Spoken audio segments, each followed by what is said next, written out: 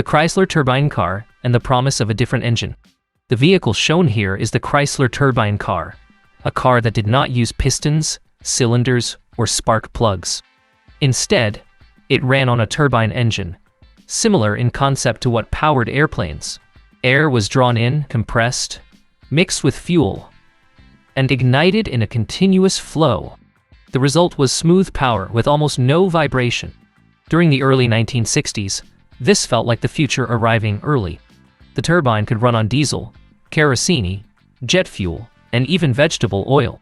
Chrysler promoted this flexibility as a solution to fuel uncertainty. Owners who tested the car reported near-silent operation and effortless acceleration. There was no traditional gear shifting.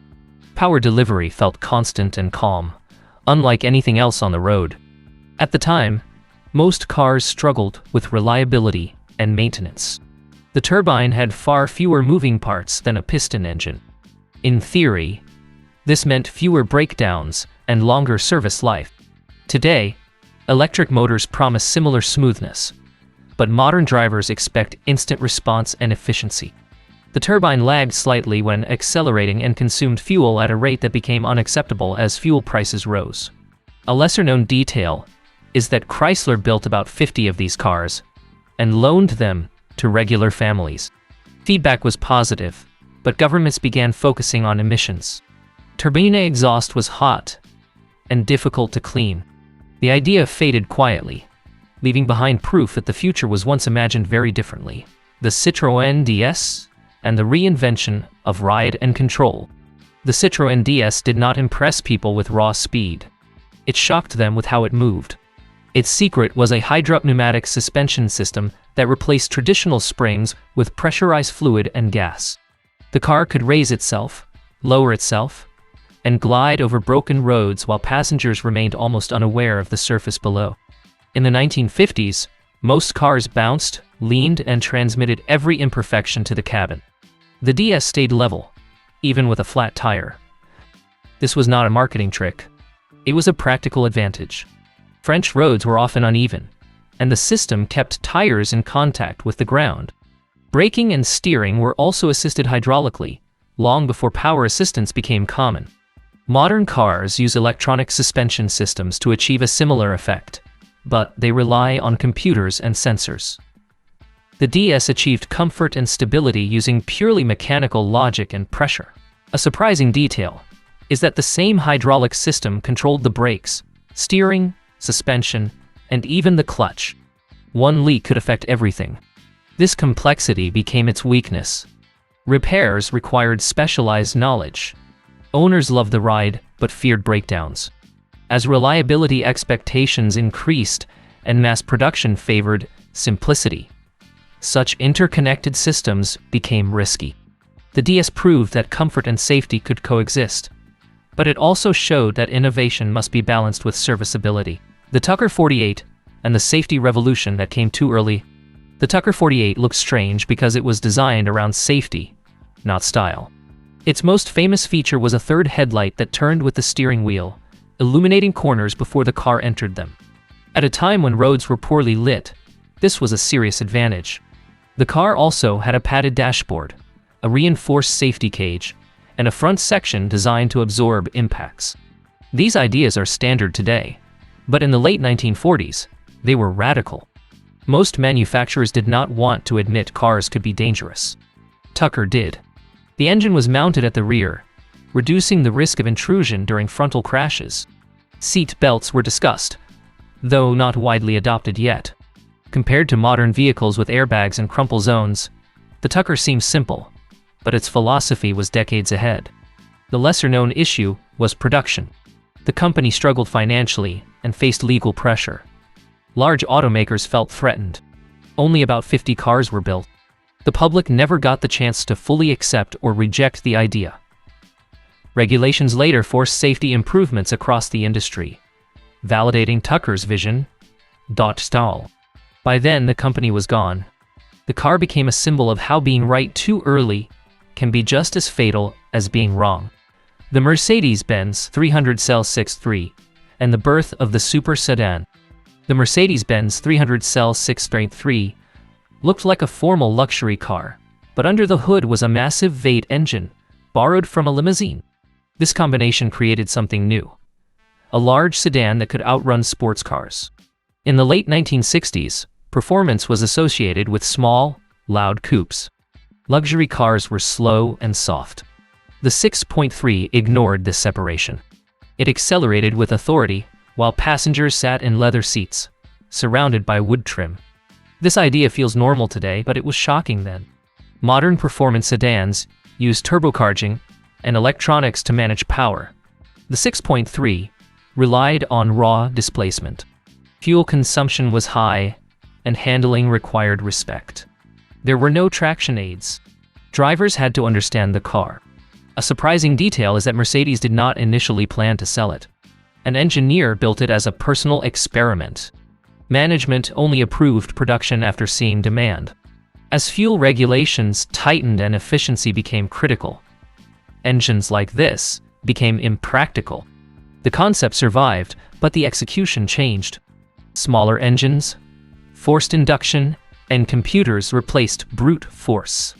The 6.3 remains the moment luxury and performance stopped being opposites. The NSU Row 80 and the gamble on the rotary engine. The NSU Row 80 was shaped by aerodynamics and powered by a rotary engine instead of pistons.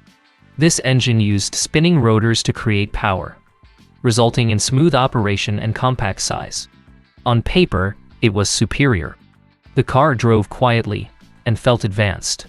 Steering was precise. Brakes were modern. Compared to today's engines, it promised high power from low weight, similar to modern downsized turbo engines. The problem was durability.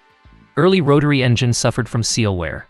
Many failed early, damaging NSU's reputation. Warranty costs nearly destroyed the company. Most people do not know that NSU continued improving the engine, but public trust was gone. Mazda later refined the concept with better materials and tolerances. Emissions regulations also played a role. Rotary engines burned oil by design, making clean exhaust difficult. As laws tightened, the rotary became harder to justify. The Row 80 showed how innovation without long-term reliability can collapse even the most forward-thinking design. It influenced aerodynamics and packaging, but its core idea faded under real-world pressure. The Cadillac Eldorado and the age of excessive innovation. The Cadillac Eldorado represented a time when size and technology were used to signal success. It featured front-wheel drive, automatic climate control, and complex electronics at a time when many cars still used basic systems. Front-wheel drive allowed a flat floor and more interior space. Today, this layout is common. In the 1970s, it was unusual for a powerful luxury car. The Eldorado proved it could work. But complexity increased weight and maintenance demands. A lesser-known issue was heat management. Large engines driving the front wheels created thermal stress. Modern cars solve this with advanced materials and cooling. Back then, solutions were limited. Fuel crises changed everything. Large, heavy cars with big engines became symbols of waste. Regulations forced downsizing and efficiency. Primarily, the Eldorado's ideas survived, but its scale did not. Comfort features became lighter and smarter. What once required mechanical systems now relies on software.